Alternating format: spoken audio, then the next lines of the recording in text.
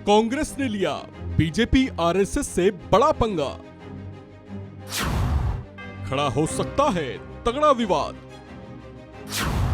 RSS की आग लगी पोशाक, क्यों की पोस्ट। इन तस्वीरों को जरा गौर से देखिए। ये संघ की पोशाक है जो सिंबॉलिक ही सही लेकिन आग में सुलग रही है। इस तस्वीर में इस पोशाक का सांकेतिक दहन किया गया है और ये तस्वीर साझा की गई है कांग्रेस के ट्विटर पोस्ट के जरिए। कांग्रेस ने ये तस्वीर साझा करते हुए अंग्रेजी में कुछ लाइनें भी लिखी हैं।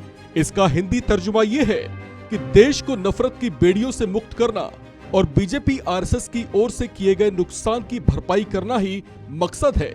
कदम दर कदम हम अपने लक्ष्य की ओर बढ़ रहे हैं।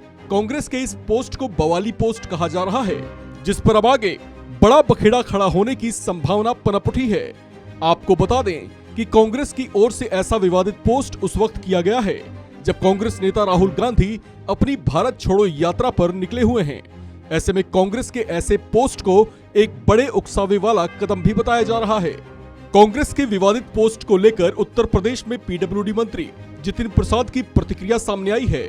उन्होंने इस पर ट्वीट कर जोरदार पलटवार किया है। अपने ट्वीट में जितिन प्रसाद लिखते हैं, राजनीतिक मतभेद स्वाभाविक और समझने योग्य है, लेकिन राजनीतिक विरोधियों को जलाने के लिए क्या इस तरह की मानसिकता की आवश्यकता है। नकारात्मकता और नफरत की इस राजनीति की सभी को निंदा करनी चाहिए। वहीं बीजेपी सांसद और बीजेपी युवा मोर्चा के राष्ट्रीय अध्यक्ष तेजस्वी सूर्या की ओर से भी कांग्रेस के इस विवादित पोस्ट पर तीखी प्रतिक्रिया आई है। इस पर पलटवार करते हुए सांसद तेजस्वी सूर्या ने लिखा है, 1984 में कांग्रेस की आग ने दिल्ली को जला दिया था। इसके पारिस्थितिकी तंत्र ने 2002 में गोधरा में 59 कार सेवकों को जिंदा जला दिया था। उन्होंने फिर से अपने पारिस्थितिकी तंत्र के मुताबिक हिंसा का आह्वान किया है। राहुल गांधी के भारतीय राज्य के खिलाफ लड़ने के साथ कांग्रेस संवैधानिक साधनों में विश्वास के साथ राजनीतिक दल नहीं रह गई है। आपको बता दें कि कांग्रेस इससे पहले भी बीजेपी और आरएसएस पर निशाने साधती रही है और उस पर देश को तोड़ने और सामाजिक बिखराव के हालात पैदा करने के आरोप भी लगाती रही है, जिस पर दोनों दलों के बीच अक्सर बहस भी देखी गई। लेकिन अब कांग्रेस ने जिस तरह की विवादित पोस्ट की है, उससे इस बात की संभावना बढ़ गई है कि दोनों दलों के बीच भीषण तकरार हो सकती है। ये ऐसे वक्त पर किया गया है जब कांग्रेस की भारत जोड़ो यात्रा जारी है। कन्याकुमारी से शुरू हुई कांग्रेस की भारत जोड़ो यात्रा कश्मीर में जाकर खत्म होगी।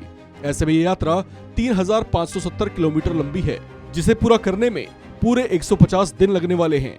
5 महीनों में 12 राज्यों और 2 केंद्र शासित प्रदेशों से होते हुए ये गुजरेगी। इसे कांग्रेस के 2024 के चुनावी अभियान के आगाज के तौर पर भी देखा जा रहा है और साथ ही ये भी कहा जा रहा है कि कांग्रेस इस बड़ी पदयात्रा के जरिए 2024 के आम चुनाव के लिए देश की जनता का मूड कांग्रेस के पक्ष में करने की कोशिशों में लगी हुई है। इस खबर में फिलहाल इतना ही। बाकी अपडेट्स के लिए बने रहिए वन इंडिया हिंदी के साथ।